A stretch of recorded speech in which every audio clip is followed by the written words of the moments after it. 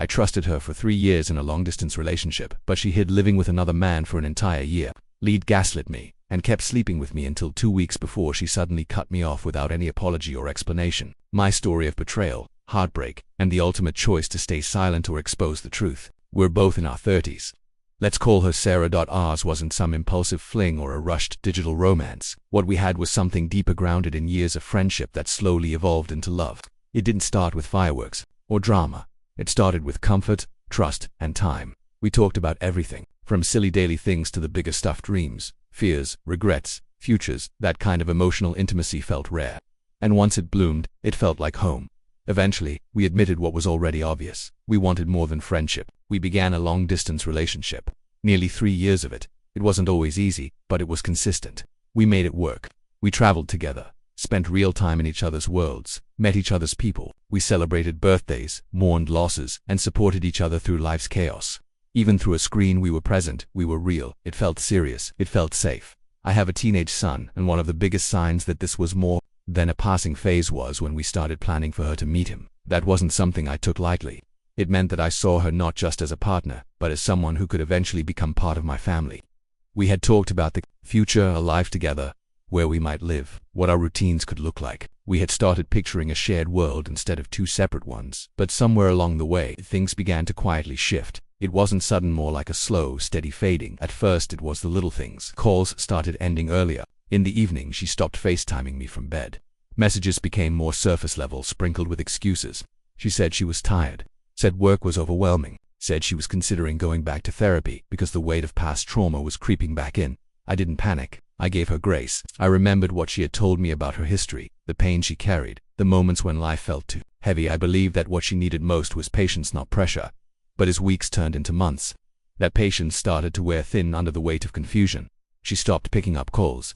After 8 p.m., I'd get vague responses or no replies at all. She never FaceTimed anymore, not in daylight, not in her kitchen, not around anyone else. She always seemed like she was living in a world I no longer had access to. I asked her gently, and then more directly, if there was someone else. Every time, she shut it down. You're overthinking, you're being insecure. I just need space. And maybe I was overthinking. Maybe I was being insecure, but something deep in my gut, the same gut that trusted her for so long, started whispering that I wasn't crazy, that something didn't add up. The patterns were too consistent, too intentional. The coldness wasn't just emotional distance, it was something else, something closer to concealment. All this was happening while I was trying to finish nursing school, all while still working full-time as a firefighter. My days were long, my nights were exhausting, but I kept going with the belief that it would all be worth it. I was doing this for us, for a future that, as far as I knew, we both still wanted. I was ready to close the distance, to make real plans. I had even considered relocating to a city or asking her to come live with me. In my head, we were partners, committed, aligned, still building something, but in reality, she had already started building something else somewhere else with someone else, and I had no idea. Asterisk, I didn't see the betrayal coming, not because the signs weren't there, but because I was too busy excusing them. Looking back, it's almost eerie how easy it is to lie to yourself when you love someone. You become your own unreliable narrator, rewriting reality to preserve the story you want to believe in. And I wanted to believe in us desperately. I had invested years into this relationship, anchored by trust, hope, and the idea that distance could be conquered if the bond was strong enough. But the cracks were starting to show, and no matter how hard I tried to look away, I couldn't unsee them. She stopped calling at night consistently, not just once or twice. Every night, the line would go cold around the same time. No FaceTimes, no spontaneous check-ins. She never showed me her surroundings anymore. Her room, her house, her daily life all vanished from view. Conversations became shallow, like I was talking to someone who was only half present. I would ask questions. How was your day? What did you eat? Did you sleep okay? And she'd answer like someone reading from a script, quick, distant, detached. Still, I didn't want to believe it was another person. The woman I knew, the friend I'd trusted for so long. She wouldn't lie to me. That's what I told myself, even as I started noticing odd things. A video she sent, supposedly from her mom's kitchen, didn't look right. A child's voice in the background, a different layout, a different kind of energy. I brushed it off. Another whisper in the back of my mind told me to stop digging, that maybe I was just being paranoid. But paranoia starts to feel a lot like intuition when your reality starts to blur. I remember one night in particular. I had just finished a 24-hour shift and texted her during my drive home. It was late, but was exhausted, sweaty, running on fumes. I just wanted to hear her voice. She didn't answer. I waited an hour. At 2 a.m., I sent a short message. I hope you're okay. I miss you. I didn't hear back until the next morning. She said she'd been asleep early, that she wasn't feeling well. But I noticed she had been online. I noticed her social media activity. I noticed the patterns. That's when something in me shifted from hopeful to uneasy, from patient to suspicious. But I still didn't accuse her. I still didn't scream or demand answers. I simply asked, over and over, gently, is there someone else? Each time she gave me the same answer. Calm, collected, slightly annoyed. No, there's no one else. I just need space. She said I was projecting, that I was too anxious, that I needed to trust her the way she trusted me, and I wanted to believe that. I wanted to believe that. Because the alternative, that the woman I loved was lying to my face, living a separate life, sleeping in another man's bed, was unthinkable. It wasn't just about betrayal. It was about the complete collapse of the story I had wrapped my heart around. What made it worse was that we were still together. I was still flying down to see her. We were still intimate, still texting, still planning things. Just weeks before everything ended, she had sent me messages saying she wished I hadn't gotten a vasectomy, that she wished she could have had my baby. She talked about what we would do once I graduated. She said she was proud of me. She called me her person, all while she was living with him. All while she was helping raise his children, and I had no idea. It felt like watching a house burn down from the inside out, but all you can see from the outside is a wisp of smoke curling from the chimney. No alarms, no screams, just a quiet destruction that you won't fully recognize until you're standing in the ashes. I wasn't crazy. I wasn't imagining it. I was being played, and I was beginning to feel it, like a slow poison spreading through my gut. But the truth hadn't fully come out yet. Not until I finally demanded it. Not until I pushed just a little harder and everything shattered. Asterisk. I don't know what I expected when I finally confronted her. Maybe some stammering, maybe a weak apology, maybe even more gaslighting, but not silence, not a wall, and certainly not the cold, calculated message she eventually sent me to cut the cord. That had taken me months to get to that point. Months of second-guessing myself, of walking on eggshells, of analyzing every message she sent for signs of hope, signs of guilt, signs of something. I held back my frustration because I didn't want to push her away. I told myself she was going through something. I told myself I just needed to love her harder, wait longer, be more patient. But at some point I realized I wasn't being patient, I was being deceived. And so, I asked again, calmly, directly, are you in another relationship? No more hints, no more sidestepping. I needed the truth. That's when it came, the final message. One long paragraph that shut the door on everything we had ever been. A message that didn't just hurt, it erased me. I'm just going to have to inform you now and going forward that I am no longer interested in communicating with you at all. As you have noticed over this past year, I have lacked communication on all levels, from past issues and also respecting my current relationship. Please respect my space, as I would like to give my full attention to where I am currently in life and my relationship with my man. That was it. No explanation, no remorse, not even the decency of a phone call after everything we had shared. Just a sterile, emotionally flat declaration that I was no longer welcome in her life. Just a vague admission my current relationship, as if she hadn't been sleeping with me, texting me, making plans with me just 2 weeks before, as if I had imagined it all, as if I had somehow crossed a line by asking for honesty. I reread the message a dozen times, each time hoping I had misinterpreted something. But no, there it was. Her first real admission. Not to my face, not with compassion, but in a message that read more like a press release than a conversation between two people who once said I love you.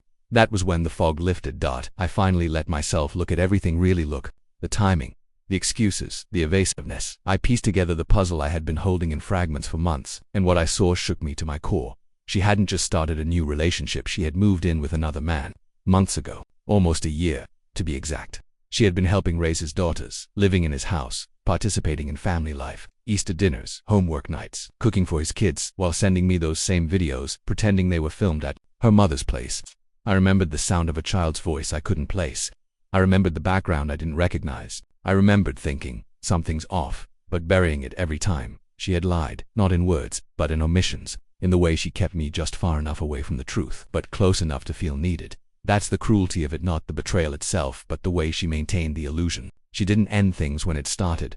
She didn't come clean. She doubled down. She lived a double life, and she let me believe in a version of us that had already died behind my back.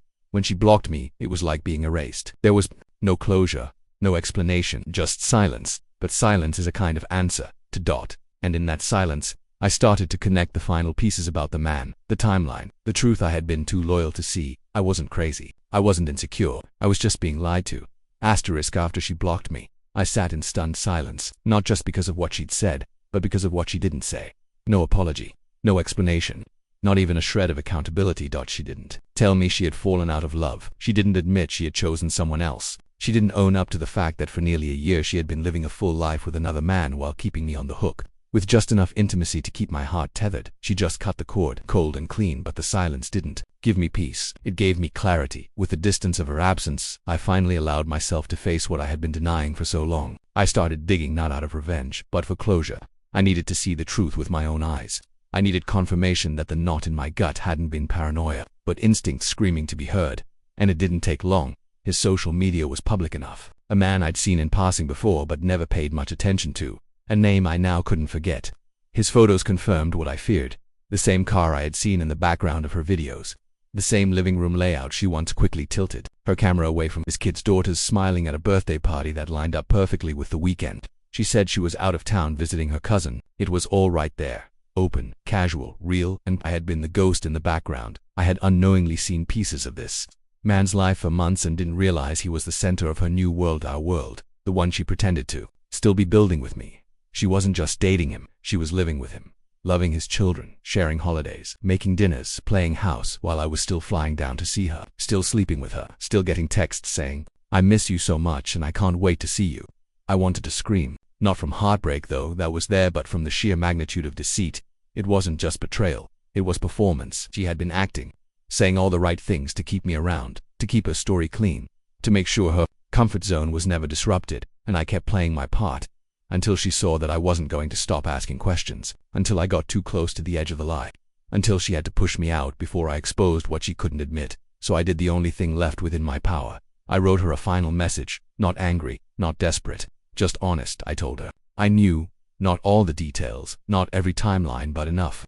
Enough to know that I had been living in a half-truth, enough to know that the woman I trusted had been someone else behind the scenes. I didn't name names.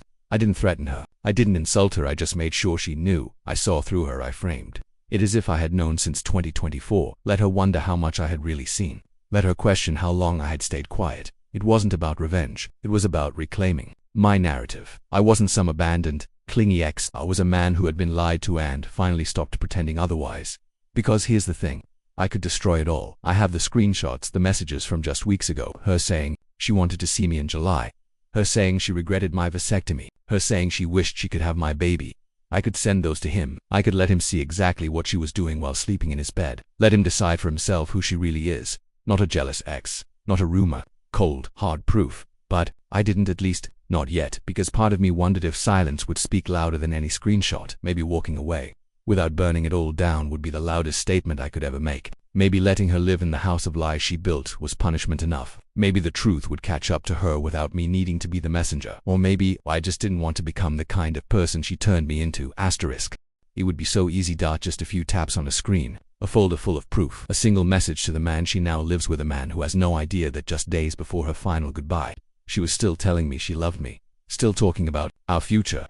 Still asking about flights in July. Still mourning a baby, she said. We never got to have a few screenshots, caption, maybe even a voice memo, if I wanted to drive the knife in deeper. And part of me wants to, part of me wants to blow the whole damn thing up. Not because I want her back.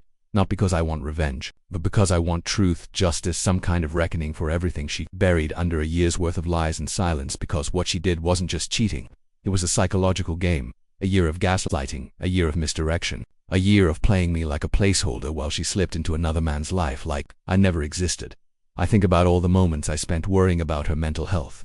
All the nights I held back my anxiety because I thought she was struggling, when really she was just preoccupied playing happy family in someone else's kitchen while texting me from the bathroom. And maybe he deserves to know. Maybe he deserves the full picture before he builds something permanent with her. Before she does to him what she did to me. Before he becomes just another chapter she quietly edits while keeping her audience in the dark. But here's the hard truth. Whether I expose her or not, nothing I do will rewrite what happened to me. She already made her choices.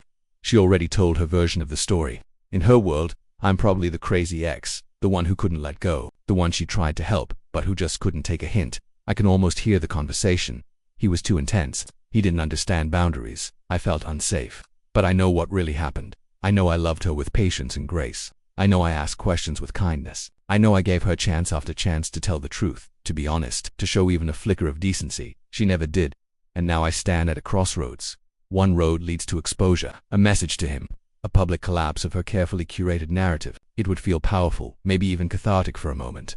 But it also means stepping into a war I didn't start, dragging myself through more lies, and centering her in a life I no longer want her to occupy. The other road. Silence. The kind of silence that doesn't come from defeat, but from choice.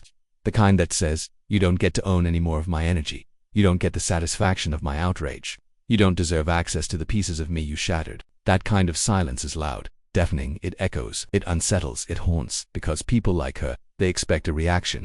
They rely on it. They depend on the chaos of confrontation to turn the spotlight back on themselves. But when there's nothing, no screaming, no public fallout, no proof sent to her new partner, what they're left with is themselves, their guilt, their performance, their quiet, growing fear that someone out there knows exactly who they are. And maybe that's all the justice I need. Maybe in a world that constantly demands reaction, peace is the most radical choice I can make. So here I am, heart bruised, yes, but whole, no longer waiting for an apology that won't come, no longer needing closure from someone who never deserved my openness to begin with. She ended it with a message, but I'm ending it with power, and that finally is something I get to choose.